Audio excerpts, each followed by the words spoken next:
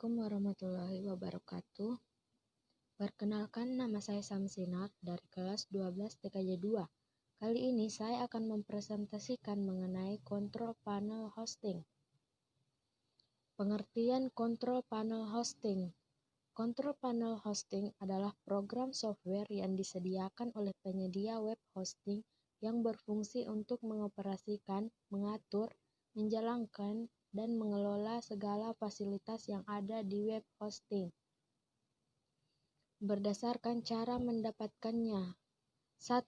Ada hosting yang bisa didapatkan secara cuma-cuma, ada pula yang berbayar dan tentunya menawarkan lebih banyak keleluasaan. Misalnya saja ada situs website. Pengguna ditawarkan untuk memilih hosting gratis, namun domain yang akan didapatkan juga mengikutkan nama website sebagai penyedia hosting. Misalnya saja nama domain Anda akan menjadi nezabahmediawebsite.com. 2. Berbeda jika misalnya Anda membeli hosting tersendiri, maka domain yang akan Anda dapatkan bebas diatur sesuka hati tanpa ada embel-embel penyedia website, sehingga nama domain bisa dipersingkat menjadi misalnya nezabahmedia.com. Jika ingin seperti itu, Anda juga harus membeli domainnya terlebih dahulu. Fungsi hosting. 1. Tempat penyimpan data. Ibaratnya tanah sebagai hosting. Semakin luas tanah yang dimiliki seseorang, semakin luas pula rumah yang bisa dibangunnya. Semakin banyak barang yang bisa diisikan di atas tanah tersebut. Oleh karena itulah, hosting berbayar memiliki harga yang sangat bervariasi dengan kapasitas penyimpanan yang beragam pula, seperti 30 MB, 50 MB, 300 MB, hingga ratusan GB juga ada. Sebanyak-banyak permintaan tempat untuk menyimpan data, maka semakin mahal pula harga sebuah hosting.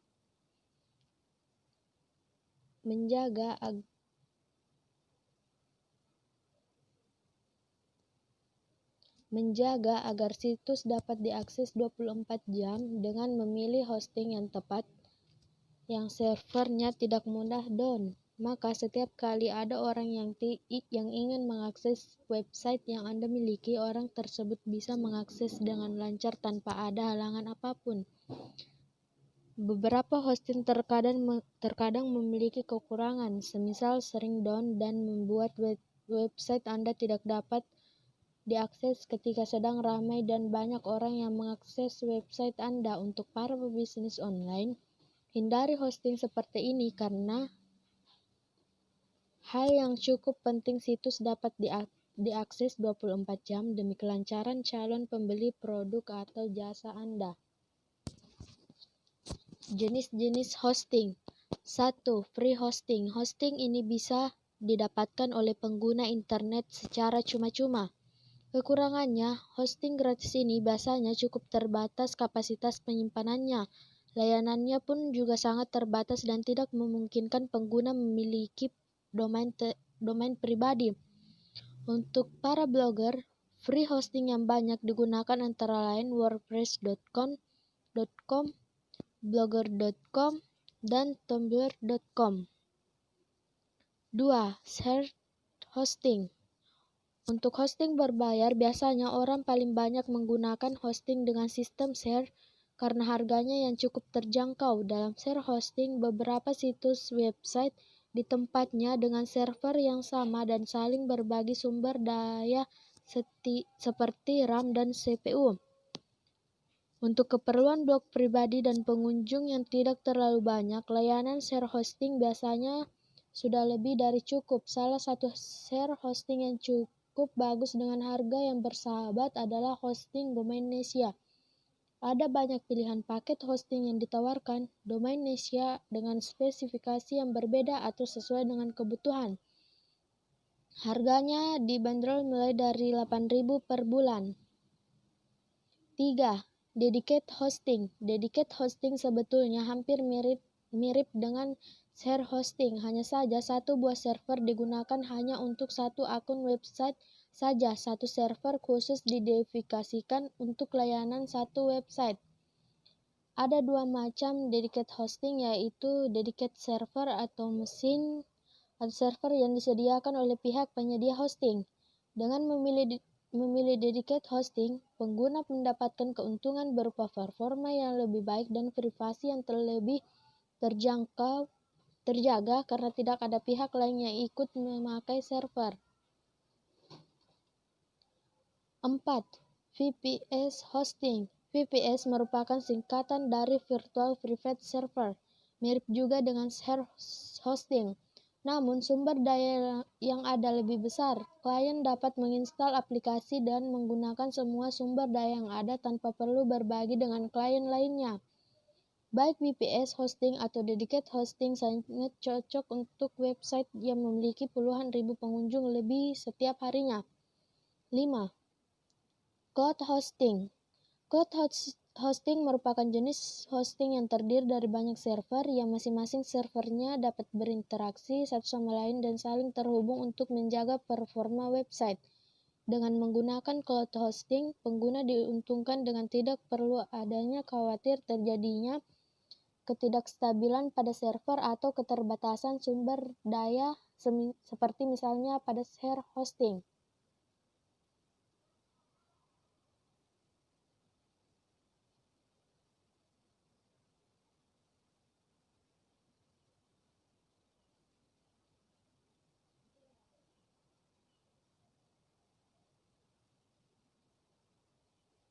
6. Control Panel.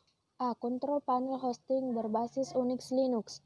B. Suatu control panel dari web hosting memiliki fungsi untuk mengelola pengaturan domain, hosting ataupun website. C. Menurut Wikipedia, control panel akan memberikan tampilan grafis dan otomasi untuk memudahkan proses hosting di sebuah situs web. Fungsi lain dari control panel adalah sebagai berikut. 1. Mempermudah proses manajemen web hosting. 2. Mempermudah customer dalam melakukan setting website. 3. Mempermudah pengelolaan email. 4. Mengatur pengelolaan domain seperti pembuatan subdomain, addon domain, dan sebagainya. 5. Melakukan pengaturan file. 6. Mempermudah dalam manajemen database website. 7. Memudahkan konfigurasi yang berkaitan dengan domain dan hosting. 7. Flex, sebuah kontrol panel yang berguna untuk memudahkan pengguna dalam manajemen server, terutama untuk kebutuhan hosting seperti membuat web hosting, email, DNS management, hingga CMS installer. 8. ISP config. ISP config adalah kontrol panel open source multi bahasa yang memungkinkan Anda untuk mengelola beberapa server di bawah satu kontrol panel.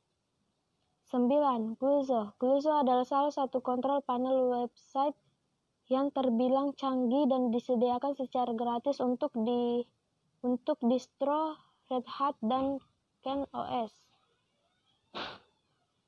10. Spanel. Spanel adalah kontrol panel hosting yang disediakan secara gratis dan sangat mudah digunakan pada kontrol panel web hosting kelas enterprise seperti Linux, Unix, Mac OS, dan Microsoft Windows. Spanel ditulis dalam bahasa PHP murni dan berjalan dengan baik pada Apache, PHP, dan MySQL. Muncul dengan serangkaian fitur inti penting untuk menjalankan layanan hosting web Anda. Fitur ini tersebut meliputi Apache Web Server, Mail Server, FileZilla Server, MySQL, PHP Webalizer, Runclap, PHPMyAdmin, PHP Sysinfo, FTP Jailing, dan masih banyak lagi. 11. Webmin. Webmin merupakan kontrol panel web hosting yang powerful yang sangat fungsional. 12. Interwars. Interwars adalah sistem manajemen server Linux dan kontrol panel web hosting. Interwars memiliki seperangkat tool yang memberikan kewenangan administrator untuk memerintah servernya sendiri dan end user dapat memiliki atau meninjau hasil pengelolaan website mereka. 13. EHCP atau Ease Hosting Control Panel adalah software control panel gratis untuk menjaga server hosting berbasis web. Dengan penggunaan EHCP, Anda dapat mengelola database MySQL, akun email, akun domain, akun FTP, dan banyak lagi. Ini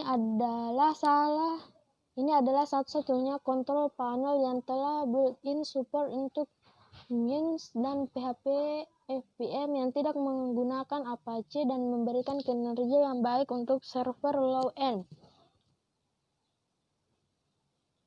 14. DTC Domain Technology Control atau DTC adalah kontrol panel hosting terutama untuk admin dan akuntansi layanan hosting GPL dengan bantuan interface web berbasis GUID. DTC dapat mendelegasikan tugas seperti membuat email, akun FTP, subdomain, database, dan banyak lagi. Ia mengatur database MySQL yang berisi semua informasi hosting. Kelebihan kontrol panel hosting. 1. Mudah dipelajari. 2. Mudah digunakan. 3. Menghemat waktu dan uang. 4. Telah melalui uji coba. 5. Menawarkan software auto installer. 6. Tersedia berbagai tutorial dan panduan online. Kekurangan dari kontrol panel hosting. 1. Fitur yang terlalu banyak hanya akan memperlambat performa kontrol panel. 2. Pengaturan yang penting bisa tiba-tiba berubah secara otomatis. 3. Beberapa hosting menjalankan software yang tidak di-upgrade. 4. Biayanya mahal dan jarang dipasangkan di hosting gratis. Sekian dari saya. Wassalamualaikum warahmatullahi wabarakatuh.